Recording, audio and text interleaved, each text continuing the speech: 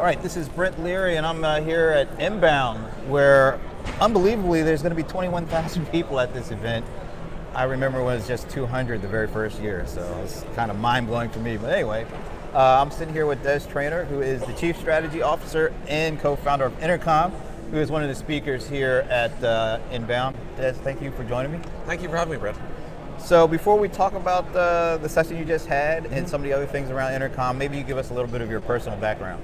Sure, so I'm from Dublin, Ireland. I've been working in technology basically all my life. I started out being a computer science lecturer, which is where I think I got the appetite for public speaking. I started Intercom with three co-founders 6 years ago. We set out on this mission to make internet business personal, and that's kind of what brings me places like here. Very cool. So what were you talking about at Inbound today? Today's conversation, I gave a maybe 35-minute presentation about the role of marketing in this new recurring revenue world, this subscription economy, like the idea of bundling products together and shipping them on time, shipping them in recurring periods and stuff. So I think since we made that shift, both in software and in goods like say Blue Apron or Dollar Shave Club or whatever, since we made that shift, I think the general role of marketing has changed massively, and I don't think people have acknowledged this enough, in that it's no longer enough just to get a customer to convert. Getting a customer to convert for Dollar Shave Club means you're going to get $3 off them for their first set of blades, and then they're going to quit. And same with Blue Apron, they'll get their $25 worth of ingredients and they'll quit. Churn and retention are the new conversion, and it deserves to be treated with as much priority. So my session was really about how do we set customers up for success once we've got them in the door. Specifically in the world of software, distribution is much more of a solved problem than it used to be. We have app stores, we have things like Product Hunt, people find new tools all the time. That's not the challenge. And sign up is relatively getting easier. You've got on the consumer side, you sign up for Facebook, sign up through LinkedIn or whatever. And then on the B2B side, it's just been very well optimized. The landing pages, the white papers, all that sort of stuff. People are really willing to put money into getting people to sign up. It's what happens after there. It's they just throw the customer over a wall and hope to God that their business sort of survives. That's what my talk was about, was just this idea of new user experience and customer onboarding, and how do we get them to the moment of success? Because when you sign up for one of these subscription businesses, it's not the day 29 experience you're signing up for, it's the rest of your life. That's how the economics work. That's how you justify the high customer acquisition costs. You have to have a high LTV, right? So the talk was really about bringing somebody through the journey so that they actually experience all the moments of value, such that they're really, really happy to stick around for the rest of their lives, and thus, as a business, you recoup, your LTV CAC balance gets sorted, and everything works out well. So what's the biggest challenge that companies have making that switch from the more traditional business model of selling products? Maybe you sell them and then they come back and they buy another year from now, to this ongoing month-to-month kind of business relationship? I think the biggest challenge, is it's sort of twofold. One of it's just resourcing. In most companies, you ask who owns the new user experience. The answer is you'll hear crickets. Because it's allegedly where marketing meets product, and it turns out they don't meet that often. The other piece that's I think happens a lot is people think this is a problem you solve once, and because when they initially launched the business, they put a lot of thought into that sign-up flow, and they're very happy with it. 2 years later, the product is totally different, but the sign-up flow is identical. And what you're doing is you're setting customers up for a product that no longer exists. And so the challenge there is, and one of the core messages I was trying to drive home today was sign up for your product every week. Somebody's job should be test out what it means to be a new customer every single week, because you're changing your product every week. Everything's changing every week. Make sure that everything from your help docs, your onboarding video, your emails that you're sending them, they all still have to make sense all the time.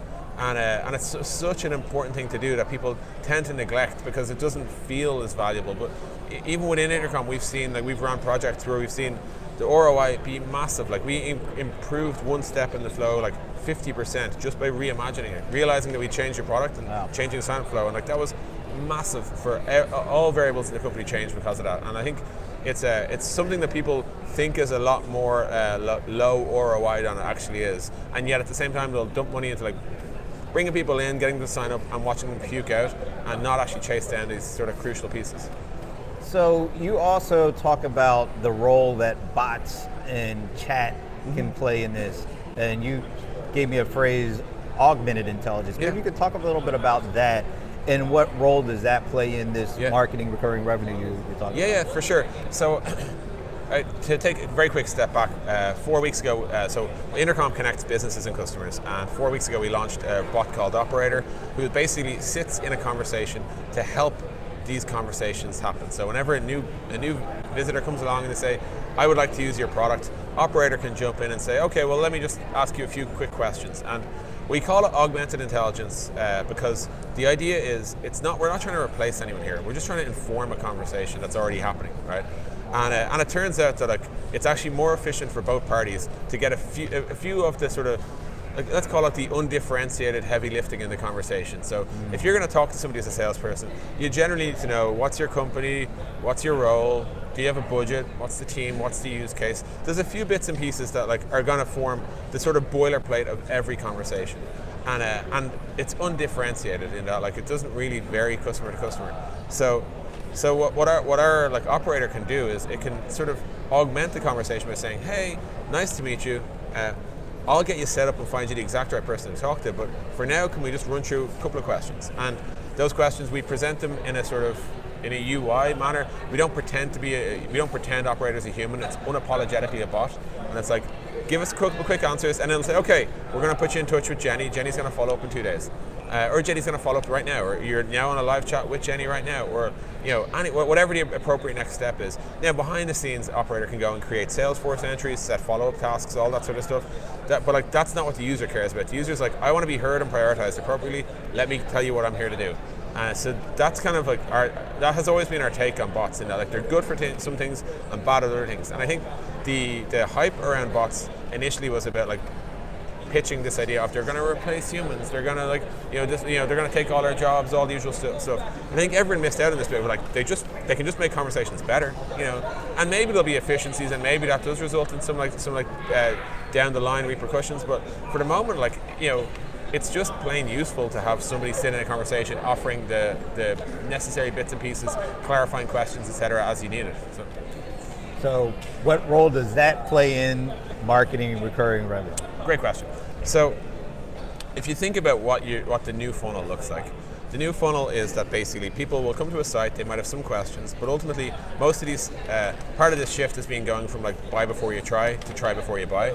So what that means is people can now get started pretty quickly. Usually it's credit card free and all that sort of stuff. Where you really want to have some sort of automated assistance, augmented intelligence, call it what you will, is to help make sure that the customers are getting through to the right moment of value. So as an example, if you sign up for an expense tracking tool and it's been 11 days and you've been in the product quite a bit, but you've yet to track a single expense, or you haven't installed the iPhone app, or you haven't done whatever the necessary thing that we want you to do is, what the bot can do is, again, just be hey, I'm here, there's also humans back there, but I'm here and it looks like you haven't had these conversations yet. Let's start. Or it looks like you haven't taken these steps. Let's see if I can help you in any way, shape, or form. And Operator, it can run off and search the help center and find you stuff if you ask it questions or whatever. But it's the soul. As I said earlier, these businesses only work when the user gets to the moment of value. Intercom can identify people who are not yet at the moment of value. Operator can intelligently sort of start those conversations, augment those conversations, get you talking to the right people so the right outcome happens. Des, this has been really cool. Where can people learn more about what you guys are doing at Intercom? Sure. Our product and our company are called Intercom, and we're at intercom.com. Thanks a lot. Thank you. All right.